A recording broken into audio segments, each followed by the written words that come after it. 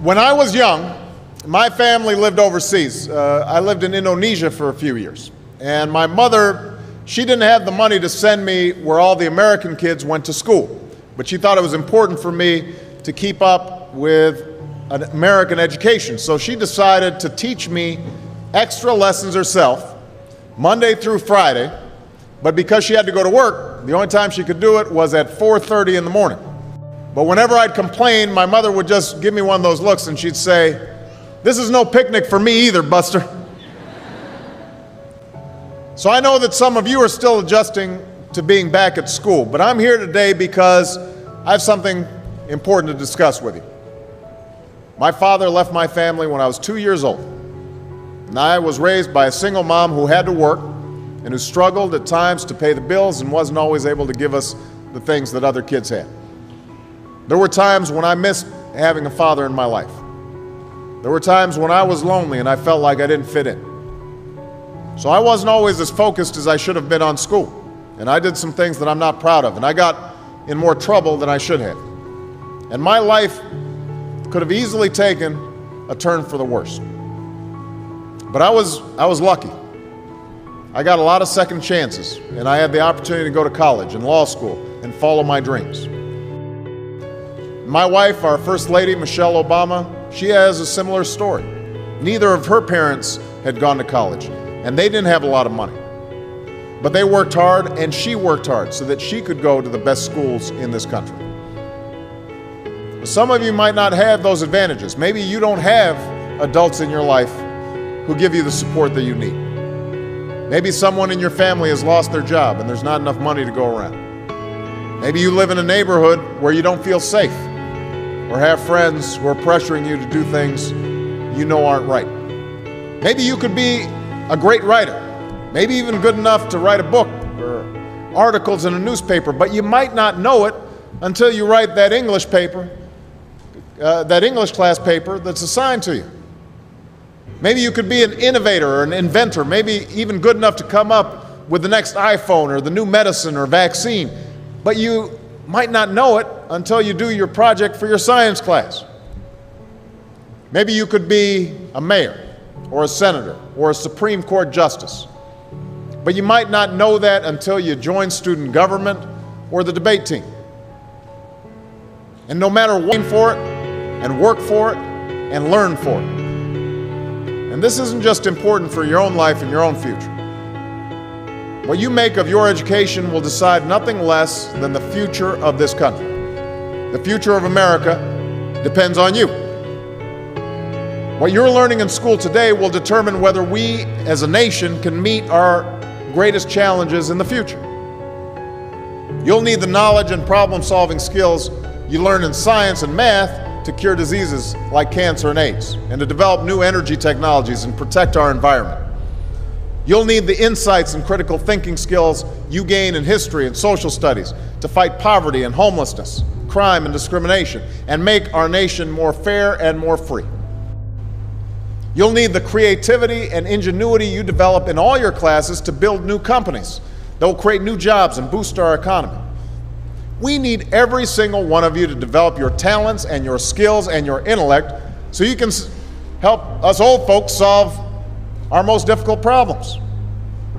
If you don't do that, if you quit on school, you're not just quitting on yourself, you're quitting on your country. Now, I know it's not always easy to do well in school. I know a lot of you have challenges in your lives right now that can make it hard to focus on your schoolwork. I get it, I know what it's like. But at the end of the day, the circumstances of your life, what you look like, where you come from, how much money you have, what you've got going on at home, none of that is an excuse for neglecting your homework or having a bad attitude in school. That's no excuse for talking back to your teacher or cutting class or dropping out of school. There is no excuse for not trying. Where you are right now doesn't have to determine where you'll end up. No one's written your destiny for you. Because here in America, you write your own destiny. You make your own future. That's what young people like you are doing every day all across America. That's why today I'm calling on each of you to set your own goals for your education and do everything you can to meet them. Your goal can be something as simple as doing all your homework, paying attention in class, or spending some time each day reading a book. Maybe you'll decide to get involved in an extracurricular activity or volunteer in your community. Maybe you'll decide to stand up for kids who are being teased or bullied because of who they are or how they look. Because you believe, like I do, that all young people deserve a safe environment to study and learn. Maybe you'll decide to take better care of yourself so you can be more ready to learn. But whatever you resolve to do, I want you to commit to it. I want you to really work at it. For kids who are being teased or bullied because of who they are or how they look. Because you believe, like I do, that all young people deserve a safe environment to study and learn. Maybe you'll decide to take better care of yourself so you can be more ready to learn. But whatever you resolve to do, I want you to commit to it. I want you to really work at it. I know that sometimes you get that sense from TV that you can be rich and successful without any hard work. That your ticket to success is through rapping or basketball or being a reality TV star. Chances are you're not going to be any of those things. The truth is, being successful is hard. You won't love every subject that you study. You won't click with every teacher that you have. Not every homework assignment will seem completely relevant to your life right at this minute. And you won't necessarily succeed at everything the first time you try. That's okay. Some of the most successful people in the world are the ones who've had the most failures. J.K. Rowling, who wrote Harry Potter. Her first Harry Potter book was rejected 12 times before it was finally published. Michael Jordan was cut from his high school basketball team. He lost hundreds of games and missed thousands of shots during his career. But he once said, "I have failed over and over and over again in my life, and that's why I succeed." These people succeeded because they understood that you can't let your failures define you. You have to let your failures teach you. You have to let them show you what to do differently the next time. So if you get into trouble, that doesn't mean you're a troublemaker. It means you need to try harder to act right. If you get a bad grade, that doesn't mean you're stupid. It just means you need to spend more time studying. No one's born being good at all things. You become good at things through hard work. You're not a varsity athlete the first time you play a new sport. You don't hit every note the first time you sing a song. You've got to practice. The same principle applies to your schoolwork. You might have to do a math problem a few times before you get it right. You might have to read something a few times before you understand it. You definitely have to do a few drafts of a paper before it's good enough to hand in. Don't be afraid to ask questions. Don't be afraid to ask for help when you need it. I do that every day. Asking for help isn't a sign of weakness, it's a sign of strength, because it shows you have the courage to admit when you don't know something, and that then allows you to learn something new. So find an adult that you trust, a parent, a grandparent, or a teacher, a coach, or a counselor, and ask them to help you stay on track to meet your goals. And even when you're struggling, even when you're discouraged, and you feel like other people have given up on you, don't ever give up on yourself. Because when you give up on yourself, you give up on your country. The story of America isn't about people who quit when things got tough. It's about people who kept going, who tried harder, who loved their country too much to do anything less than their best.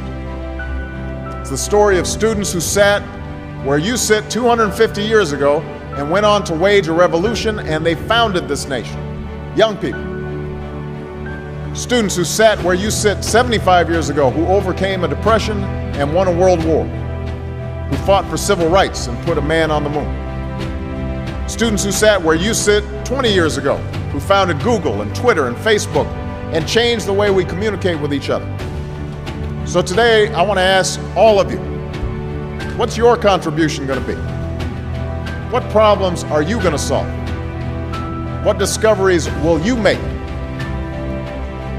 What will a president who comes here in 20 or 50 or 100 years say about what all of you did for this country? You know, your families, your teachers, and I are doing everything we can to make sure you... 3 steps, yes. 3 steps. 3 steps. 3 steps. Just so you won't break this. Okay, Brian.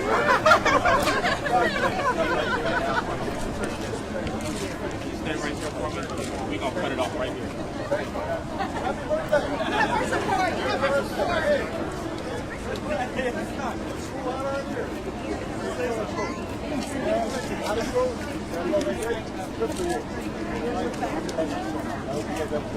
Merry Christmas, thank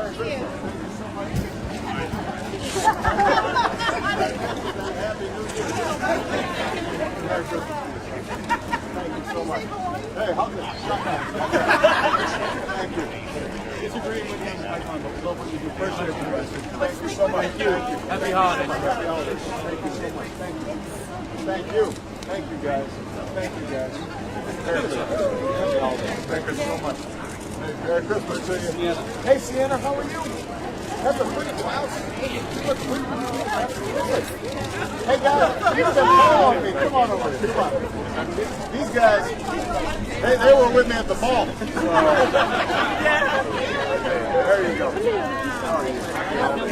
Merry Christmas. Merry Christmas. Merry Christmas. Merry Christmas to you. Thank you so much. Thank you. I appreciate it. Thank you so much.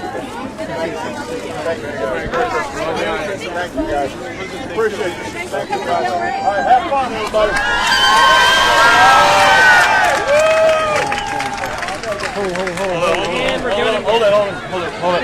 Hold it. Oops, you got it?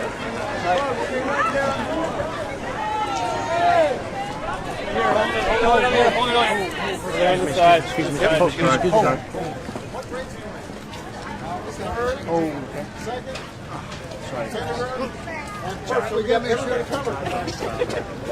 Meet you up at 7-Eleven. Okay, I'll meet you up at 7-Eleven. All right, well, you guys have a great time. Merry Christmas.